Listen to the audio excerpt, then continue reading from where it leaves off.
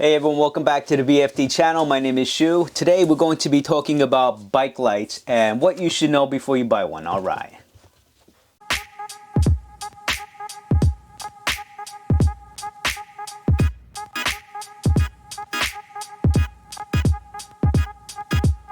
Alright, so you got a nice bike and you need to get a light. I just decided to make a video on things to consider before you buy a bike because there are many options out there. Alright, the first thing you should look for in a bike light is how it mounts to your bike. Here are some examples from Magicshine. We have the Ulti series on the left here, and we have the Evo series here, and this one is called the Ray.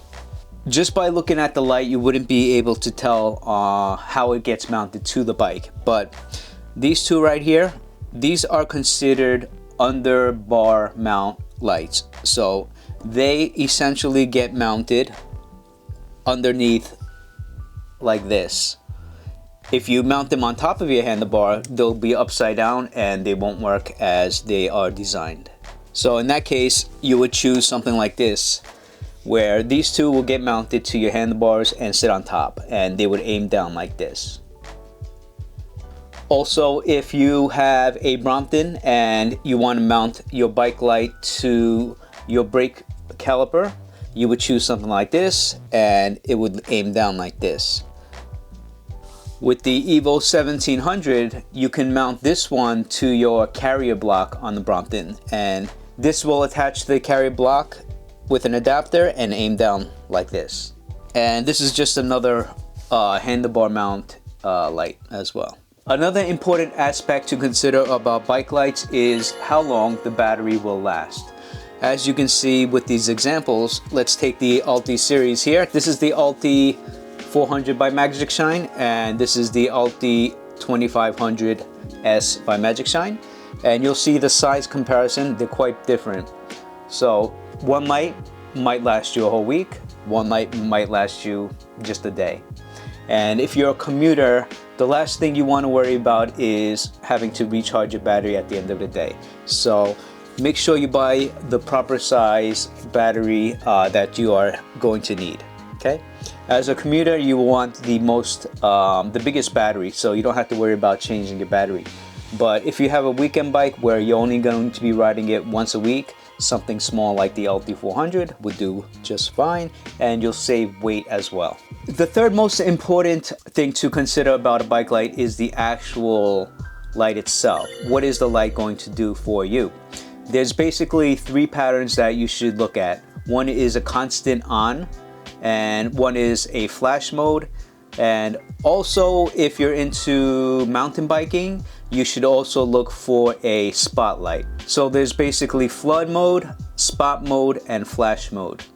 Spot mode, you want to see off into the distance. Flood mode, you want to get a nice light around you in front of you so you can see the ground. And flash mode is basically so other cars and other cyclists can see you. Okay, it's important to have at least a constant on and a flash mode. Flash mode like this will make you visible during the day to cars, people, and other cyclists. And at night you can turn on the constant on and you'll be able to see the ground and also be visible to other people as well. Lumens are also important depending on where you live. If you look at the Ulti 400, this is a great light because it's light and very simple to use, but if you really need light on the ground to avoid potholes, it's not bright enough. In which case, you'll want a 2500 lumen light that will brighten up the entire ground in front of you so you don't have to worry about potholes. Those are the basic three things you should look at in a light. And also there are many other features you can look at. Like you saw before, this one, the Ulti 2500S, has two modes, so it also has a constant on and a flash at the same time. So this is probably more visible than something like the Ulti 400, which simply has one light. but you can't have both modes. Okay, so this is the Ray 2600B, and what's nice about this light is this light does have the spot mode, flood mode, and flash mode as well. So this light will be a very good light if you are mountain biking. What's nice about this one is it acts as a battery bank, so you can actually charge your phone or other devices off of this light. So this is a very nice light to have if you're a commuter, or if you have other devices on your handlebar, you can use this to charge it as a backup. Okay. One last thing, you can also get a handlebar button. So if you want to change between two different types of lights, you can use the button and switch back and forth, and also change the beam intensity as well. This would require you to use their app and make custom adjustments.